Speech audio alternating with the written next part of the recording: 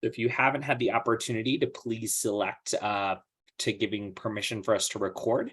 Welcome to our August Advocates Network meeting. Our Advocates Network meeting, this is our 1 year of doing Advocates Network meetings that we've been going strong since August of 2021. And we have spent the last year building community and taking action together. And so what we convene on the second Tuesday of every month from 4:30 to 5:30 p.m. And so if you're already wanting to join us on September's meeting, I'm going to go ahead and put that link in the chat. So you can register for our September Advocates Network meeting, which will be on September 13th. 2022. I'll share a little bit more about this in just towards the end of today's meeting, but also on September 13th is our 11th annual luncheon, where this year's theme will be celebrating leaders that are cultivating career pathways for our students and for our graduates. We'll be hanging out again at the Denver Botanic Gardens, and that is from noon to 2 p.m. on September 13th. At the end of this meeting, I'll share a link to our website so you can check out more about our luncheon, but come and have a great ed filled day. Join us at the luncheon, and then later that afternoon, we'll catch up on Public Education Voter and log in for our Advocates Network meetings. So when we come together, want to just really establish some community norms, move up, move back, make sure everybody has a chance to participate, and you also have that chance to participate as well. No one knows everything, but together we know a lot. So let's build that learning community and offer up our questions, our wonderings, and also information if we have that, so that our collective community can benefit from each of our wisdom. We are coming together with a shared value around wanting to support our public schools with a more adequate and equitable funding. But we come from different walks of life and all over the state. And so we may come together with shared values, but we want to make sure that if we have an impact on others in this space, that we work to build community. Typically, we have 3 components to our agenda: a listen portion where you're going to jump into some breakout rooms and discuss, a learn portion where we share a little bit about what's going on in school funding and what's happening in the landscape, and then a way for folks to take action. And as many folks on this call have seen either in emails from me or on social media or in the news, today, we're going to share a little bit more about where our reflections are coming out of Initiative 63. It'll take us a couple of weeks to still continue to really understand the full impact of this ballot measure, but we're going to share some reflections with folks because we know that news just came out over the last week. And already in a couple of months, we have an upcoming election, and we're going to share just a little bit about what is going to be on your 2022 ballot. So before we hop into our discussion today, I just want to step into the space with a little bit of vulnerability and just first and foremost start off with a huge thank you to every single person who touched Initiative 63, whether you gave feedback, you volunteered, you donated, you shared information with your friends, your colleagues on social media. Every little bit of support helped us continue to move this movement forward. And I will just say, as I came in new to grade ed, and this really the first time that I've really gotten to see the full grade ed network at work, I saw firsthand the opportunity where we learned from the work of volunteers during Amendment 73 and from Vision 2020, and we were able to really take some of those innovations and tools from past campaigns. And in the first couple of weeks of having petitions, we already had 200 volunteers ready to gather signatures in over 20 different locations around the state. And we grew even more after that. But just the phenomenal way in which folks were ready to take action was something that stood out to me first and foremost. And our volunteers have a lot to be proud of. As a lot of you know, we explored both the referral and the citizens initiative routes. We have been in the past working on getting measures through the Citizens Initiative pathway. But since we got Amendment 73 on the ballot back in 2018, the bar has been raised by over 25% additional signatures to get onto the ballot. Our historic voter turnout in this state continues to raise that bar for how many signatures it takes to get on the ballot. And we learned a lot about what it's going to take to really put pressure on the legislature. And we hope with the tens of thousands of signatures that if our folks want to see this move forward, that we have engaged tens of thousands of voters across the state in thinking about and supporting this idea. But ultimately, pursuing that referral caused some delays in our work. And I know that that is something that folks felt. And so just want to acknowledge and think about that reflection out loud. Our volunteers did so much good work in the 10 weeks that we had signatures, but it did probably feel shorter for folks than what we've done in the past. We also learned during Amendment 73 that we needed funders with us earlier. And so we have been working over the last year, talking with different funders and business partners who had many opportunities to join us. And we didn't see that support come through for our paid signature gatherings. So that's where I just want to celebrate again our grassroots volunteers in our network for showing up. Because we, as every step of the way, came to this group of volunteers month to month, provided updates, heard from you, and really tried to inform every step of our way on the opinions of our volunteers and to make some space. And so I just want to share my heartfelt thank you to everybody who answered those annoying phone calls and texts for me, who stood out in the hot sun over the summer collecting signatures. Maybe this was your first time talking to voters in this way. Maybe you've been doing this since we've been gathering signatures over the last couple of years. And so to every single person who stepped up and showed out, I just want to say that we have a lot to be proud of. And with that, I want to share some space with Lisa Weil, our executive director, and then I'm going to put us into some breakout rooms. So thank you, Cody. I want to echo everything that Cody said about how amazing our volunteer effort was. We hit our marks. We had people from Yuma to Durango, Cortez, Eagle, Greeley, Denver.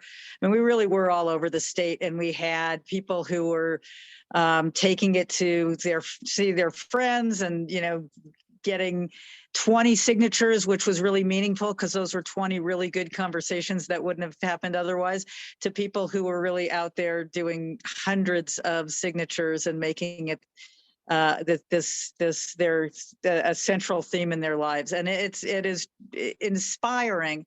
Unlike Cody, I've been through a whole bunch of these, and every one of them has been worth it and has moved us forward in this effort.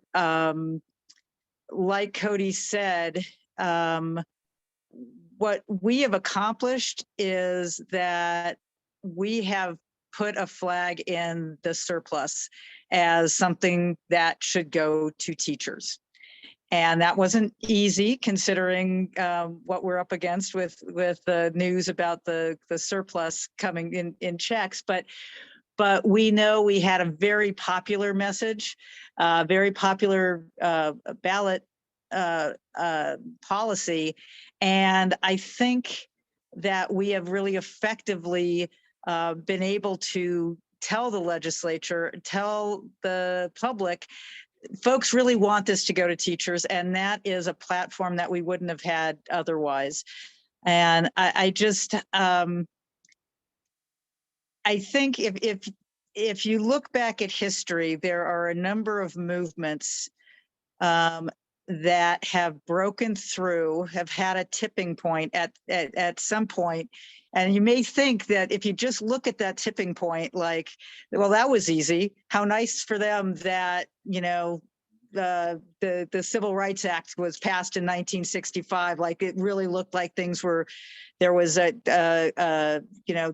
happened quickly. But of course, anybody who knows about the Civil Rights Movement knows that was a very long march. We're getting ready for that tipping point, and we have gotten that much closer to it. It's never easy. It just looks like it when the tide turns. So I feel nothing but pride, a little bit of frustration with some funders, but such pride in what we did that we raised this issue again. And it will just, we just have a higher platform to be working off of. So thank you to everybody. The last thing that I want to say, the grade ed staff did amazing work.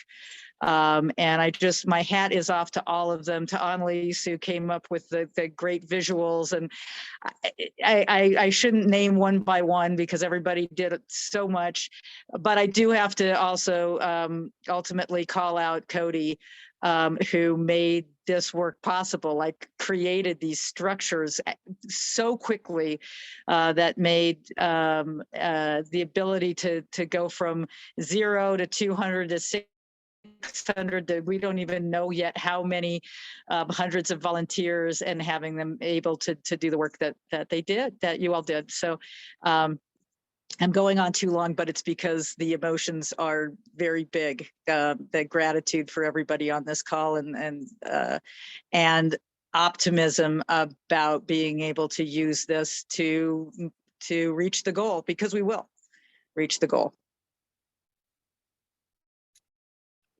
And so before we head into breakout rooms, I just want to share again, our goal with volunteers was to hit a base goal of 30 to 40,000 signatures from volunteers.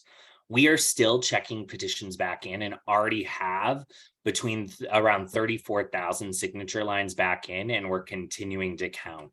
Again, this big number that we needed was over 125,000 signatures. But when we thought about what it is that we wanted our volunteers to accomplish, we're certain that we hit our volunteer goal and that we potentially hit our stretch goal. And so our volunteers, if you're like me thinking, I came out of the classroom as a middle school teacher, and even then it's like, it takes a while sometimes to see or feel or understand what your impact is.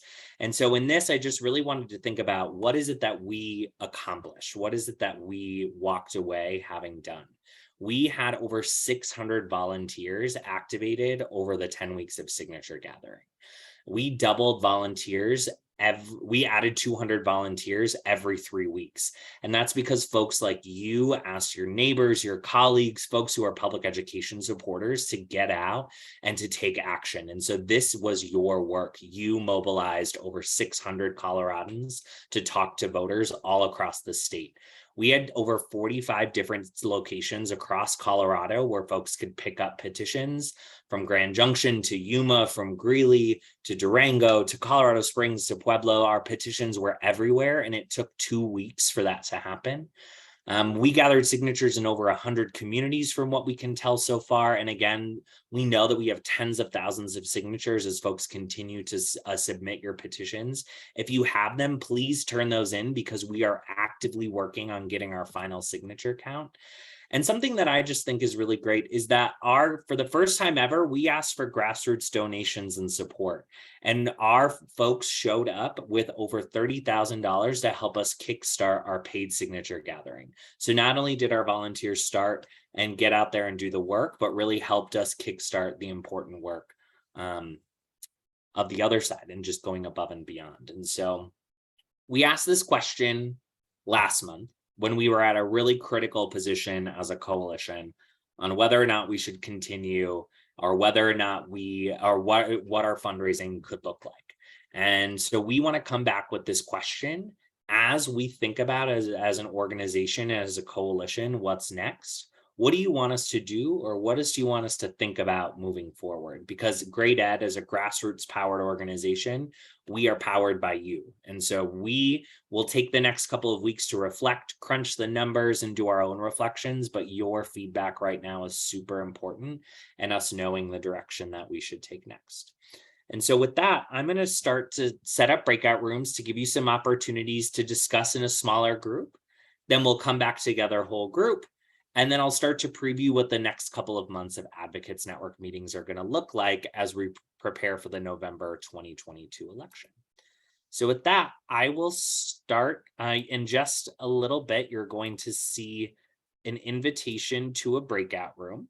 And so if you don't see a message pop up on your screen, you'll see a breakout room button on the bottom of your screen that you can click on and click to join your room. And so those invitations should be coming to you now.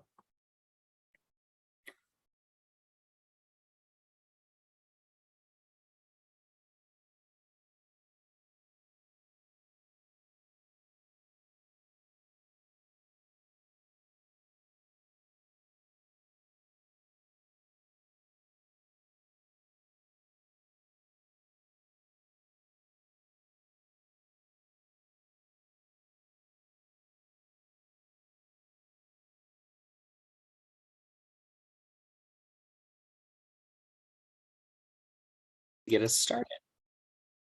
So in our breakout rooms, we were talking about the question, just what do you want Great Ed to think about or do moving forward? We are a grassroots powered organization, so really want to hear from you about where your head is at, excuse me, and what you're feeling. And so feel free to either share in the chat, you can add in a chat response, or if you'd like to come off of mute, feel free to come off of mute and hop into the conversation. So would anybody like to get us started? You can do that either in the chat,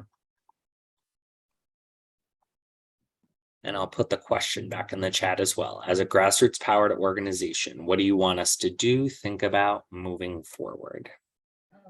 In our breakout, this is wonderful. In our breakout, we were, Yeah, this is Paul. Why does it require the petitions if it's just a change in the law? Can't the law be changed without going to the voters? So this is touches the Tabor surplus. And so because of that, it's dedicating revenues and it's asking the legislature to retain those in years where there are surpluses. Or it was a ballot measure, and it was a ballot measure that would have created a transfer. And so that means that it had to be either that it had to be a ballot measure under Tabor. Why? What was the background about why the legislature didn't refer to the people? So there were conversations had with the legislature about referring. We had some bill sponsors, we had some drafts, but ultimately this measure ran into some resistance, and the ballot measure does not need, this would have been statutory, so it would have required just a majority vote in each chamber. The governor doesn't need to sign off on referrals. But in the legislative process, this was something that if I offer my reflections, there was a lot with turnover in the Senate this year that slowed down the Senate calendar. There was a lot that took place around all of the COVID dollars spent from the federal government. And so there was kind of some wonderings about whether or not to move forward and a big rush kind of halfway through the legislature through the end. But one of the things that we're reflecting on is we worked a lot, grass tops, talking with folks, trying to influence that. But we in the past have had lobby days at the legislature as Great Ed, and we've brought folks to the Capitol to talk to legislators. And after COVID, during COVID, we put a pause on that and didn't return to that work. But with the tens of thousands of signatures that we have, and with the hundreds of volunteers who showed up, that is one thing that we're reflecting on and thinking about is, as the legislative session next year comes up, is this something that we want to approach with the legislature again and have a different strategy around really putting pressure on the legislature to take action with the signatures and with volunteers? But really would be something that we would want to know from y'all if that's something that you would want to do, because that is something that would require just folks showing up to the Capitol and doing that lobbying work, which just is one potential pathway forward. So I think you're asking all the right questions, Paul. Dwayne made a really good point in our breakout room, which made me think a lot, right? One of the problems with obviously our legislators, and sometimes I think even when we go out to the community, is the fact that Great Ed truly is a grassroots organization, whereas a lot of the other, and again, I said this in the breakout room, I'm going to use air quotes, are community organizations, right, that go and lobby and get in front of people as community organizations, are really ones that are attached to national organizations, right? Like they are offshoots with a funky different name, but when you look at the board and when you look at the funding sources and blah, blah, blah. And I really do wonder if there's a way to think about going to our smaller communities and to partners that we may not normally have gone to, particularly with this particular topic, right? Because one of the things that was brought up in our group is that almost no one said no. Mary pointed out that in all of her signatures, almost no one was like, yep, teachers are paid too much and there's no such thing as a teacher shortage, right? So I do wonder if that maybe some of the work is not looking at our traditional partners, because it did take CEA a long time. CASE was, and I say this, we were less than like forceful about it. And we we were a wee bit more tepid than I would think we should be, right? Don't tell Brett I said that out loud. I know it's being recorded. But, you know, I think we didn't have sort of the big push from school boards, from all those places that we would normally have that access to. And I do wonder if maybe some of our thought is to look at some legislators, if we're looking at a referred measure, and maybe go to those smaller rural groups. And Dwayne can share, like, he went to the group of conservative Christian parents, right? And they were super excited about signing this. And so there may be some groups that we have not tapped into in our traditional piece. Thanks, Annalise, for editing. Awesome. Thank you, Moira. I'm going to catch up with a few things in the chat. We had a question as to whether the number of signatures required might decrease in future years. It's dependent on a percentage of the number of votes who voted in the most recent Secretary of State election. So we are using the 2018 election turnout, which was a historic turnout in Colorado. So this year's voter turnout, and specifically the number of votes cast in the Secretary of State's race, will determine the future number of signatures gathered. So it could increase, it could decrease. Back when Colorado voters passed Raise the Bar, it tied that to a certain percentage of votes from the Secretary of State's race, which happens every 4 years. So we'll see this fall what the new bar will be. Also, seeing Martha's comments. Martha, if you want to, I can share somewhere if there's one that really resonates with you or something that was really part of your group. Do you want to come off mute and share? I put it all down there. We had some really wonderful suggestions from Sue and I'm finding, anyway, I didn't write down everybody's names, but that we've got this core of volunteers now that we should really ask them for their stories. Why were they so motivated to stand out there in the heat? One Sally, I guess, spoke of her daughter, who's a teacher, who collected 800 signatures herself, which is amazing. And what was her motivation? What was the motivation of the other volunteers? Because too many people don't know enough about the schools here, or they don't know enough about the state of education, or they don't know teachers themselves. So it's easy to ignore the issues. And the more we can personalize it and have personal stories and use those for our lobbying, whether with the legislature to get a referred ballot measure, or with the governor to get his support for something, you know, that would be a really important way to go. Great. Thank you, Martha, and for giving a little bit more. And Betsy. Everybody was so kind and I agree that we've got these volunteers now, but our downfall was getting donations from people that should be donating, because they are touched and they are influenced and they are supported by education. And maybe the stories that the gal just spoke about need to be taken to some of those smaller community things, as Maura said, but I've done lobby days. Lobby days are fine, but it takes 2/3 of the legislatures to change things for the most part. And we're always going to have a strong fight against teachers. They've been getting away with underpaying teachers in the state for, I've taught 46 years, for every year. And if we don't get the money to help fight that, then we have to look where that comes from. And I agree that some teachers groups and a lot of districts jumped on late, but they didn't jump in with a little bit of coin. So that wasn't very helpful. Just to say, hey, oh, we agree with you, but no money. So there we go.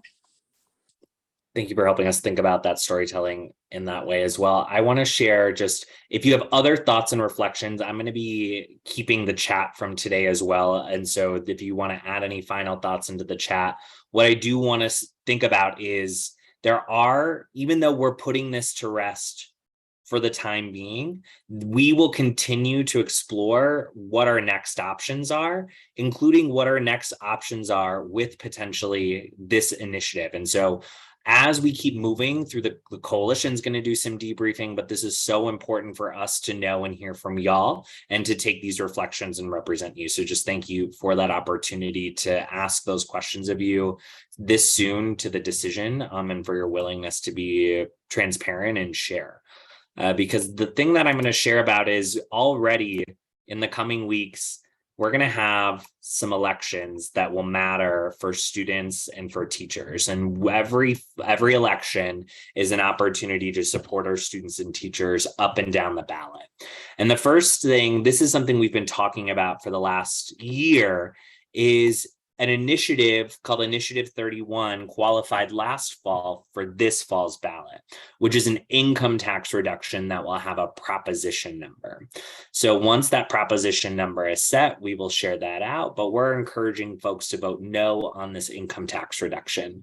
It's taking our income tax from going from 4.55% to 4.4%, losing nearly $400 million from our state, with a third of that revenue, or actually close to 45% of that going to folks who make over $200,000 a year. So nearly half will go to Colorado's top tier of income earners.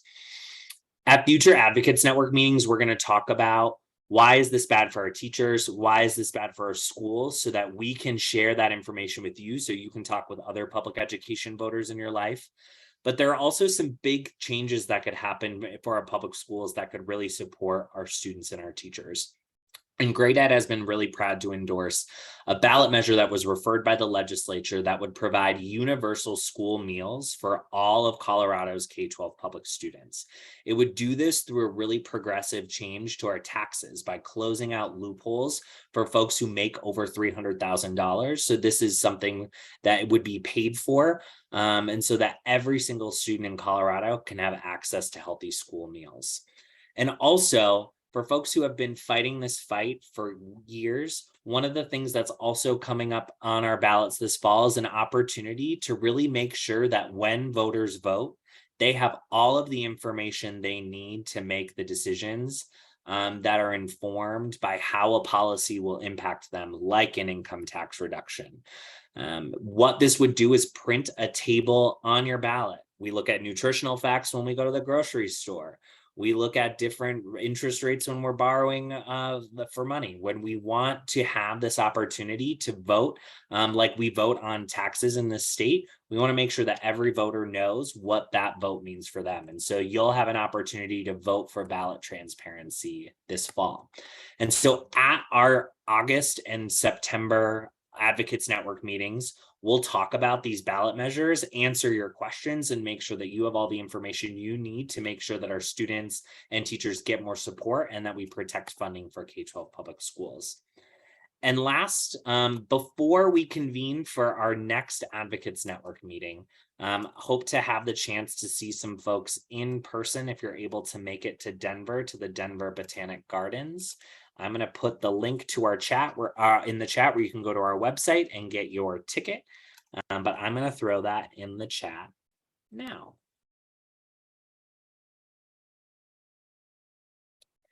And with that, I just want to end with, again, a sincere thank you. And in my first email to volunteers, I shared an Audre Lorde quote that really is about an act of self-care is so important in this work. Many folks have been fighting this fight for a long time.